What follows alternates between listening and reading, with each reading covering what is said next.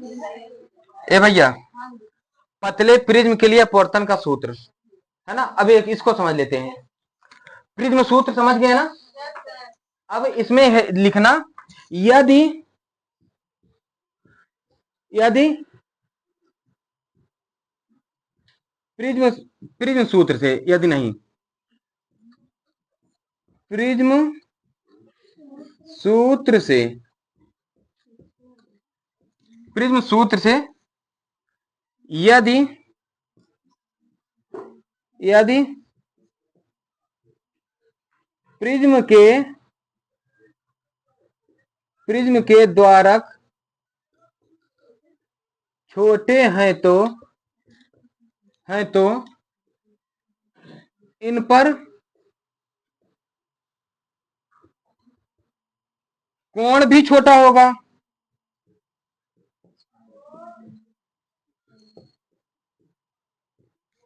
अर्थात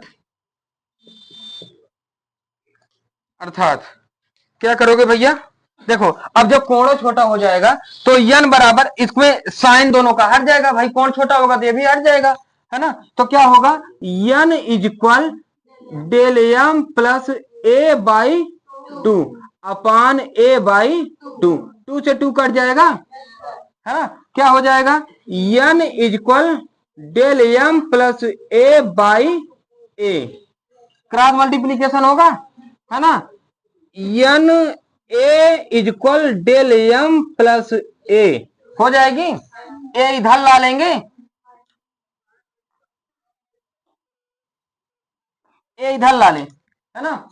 तो पहले ए इधर ला लेंगे, तो N A minus A is equal del M, A common हो जाएगा, है ना। ए कॉमन ले लो तो क्या हो जाएगा,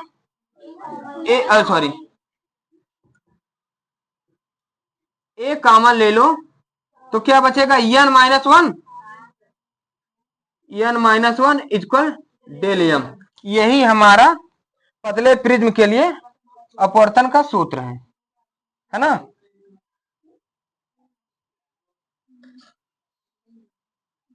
डेल एम इक्वल,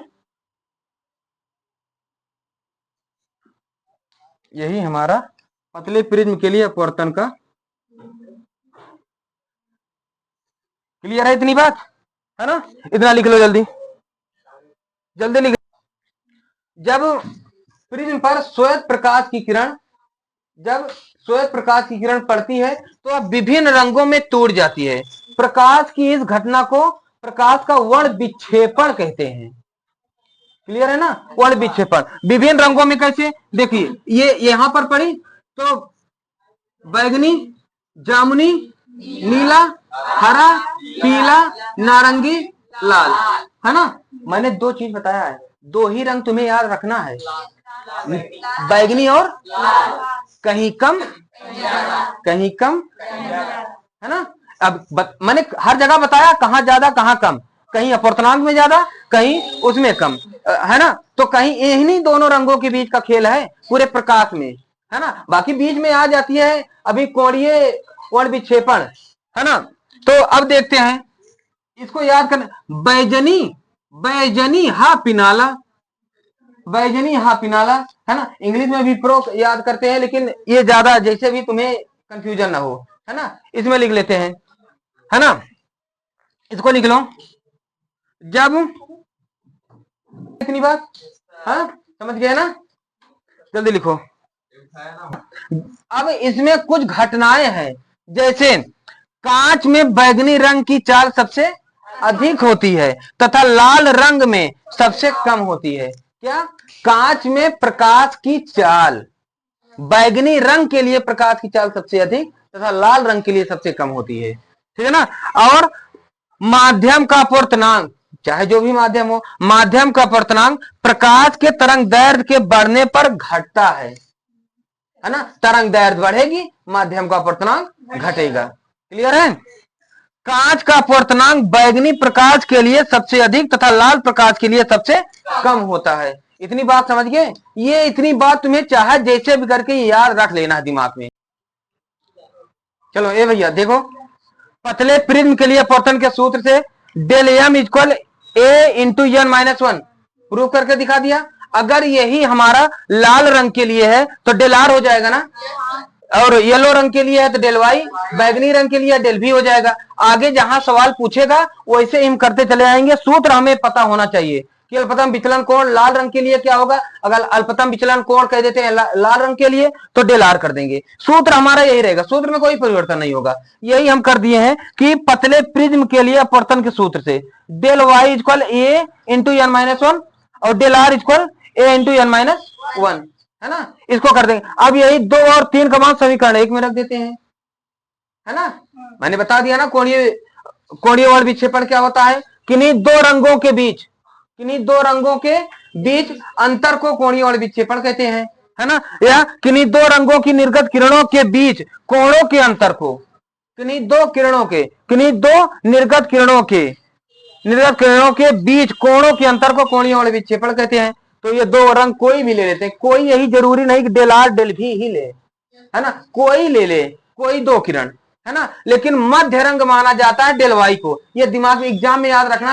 एक आध बार शायद मैं 2009 में देखा था, 8 या 9 में, कि मध्य रंग किसे कहा जाता है, प्रिज्म के अंदर मध्य रंग किसे कहा जाता है। कई बार आया भी है। तो मध्य रंग डेल वाई को माना जाता है, वाई यानी येलो रंग को मध्य रंग माना जाता है प्रिज्म के अंदर। इतनी बात क्लियर है। तो मध्य रंग हम ले लेते हैं, इसके आगे पीछे कोई भी 2 रंग ले ले, है ना। तो del Y equal A into N minus one, del R equal A into N minus one कर देंगे ना। 1, 2 और 3 का मान समीकरण 1 में रख दें, है ना। इसको आप मिटा दे रहे हैं, इसका आप काम नहीं है। ये जहां तक तुम्हारा साथ देना था दे लिया, अब इसको भी जाने दो, उड़ जाए भैया।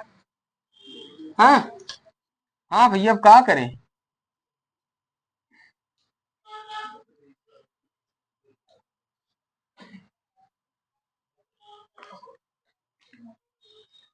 किसी का एहसान ना लो ना भैया, है ना।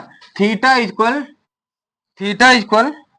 क्या, समीकरण मान रखने पर थीटा इक्वल डेल वाई का मान क्या है, ए इंटू एन माइनस वन और माइनस ए इंटू एन माइनस वन हो जाएगी ना भैया, है ना। तो ये थीटा इक्वल, इसका मल्टीपल कर दें ए एन माइनस ए, ये माइनस ए एन, हाँ, फिर ये माइनस माइनस प्लस ए हो जाएगा, है ना। कहीं गड़बड़ हुआ का, अपवर्तनांक भी हमारा बदल जाएगा भैया, अपवर्तनांक भी हमारा होगा ना। ये अगर यहां पर अपवर्तनांक डेल वाई हो जाएगा और डेल आर हो जाएगा, है ना। तो ये डेल वाई और ये डेल आर, ठीक है ना। तो इसको A N Y minus A minus A N R minus minus plus A से 1 कट जाएगी, है ना। थीटा इक्वल ए कॉमन ले लेंगे, है ना। क्या बचेगा, N Y minus N R. अब यही जरूरी नहीं है, कोई भी 2 कोणों के बीच अगर अंतर पूछा जाए, प्रिज्म कोण दिया रहे, तो इसी सूत्र को रख के, ये सूत्र ज्यादातर प्रयोग होगा कक्षा 12 में, ठीक है ना। क्लियर है, लिख लो। किसी प्रकाशिक माध्यम की वर्ण विक्षेपण क्षमता, किसी प्रकाशिक माध्यम की वर्ण विक्षेपण क्षमता, अभी मैं समझा दिया ना तुम्हें पूरी खूब अच्छी तरीके से। अब क्या होती है, जब श्वेत प्रकाश की किरण किसी प्रिज्म से गुजरती है तो निर्गत किरणों के बीच कोणीय वर्ण विक्षेपण क्षमता कहलाती है। निर्गत किरणों के बीच के अंतर, मैंने अभी बता दिया ना, कोणीय वर्ण विक्षेपण क्षमता कहलाती है। तथा माध्य रंग में अभी बताया था ना, पीला, माध्य रंग पीला लिख भी दिया, के लिए विचलन कोण के अनुपात को वर्ण विक्षेपण क्षमता कहते हैं, है ना। विचलन किसी माध्य रंग के लिए विचलन कोण के अनुपात को, विचलन कोण डेल भी माइनस डेल आर अभी निकाल के दिखाया ना, है ना। अब माध्य रंग के अनुपात को कोणीय वर्ण विक्षेपण क्षमता कहते हैं। इसे ओमेगा से व्यक्त करते हैं।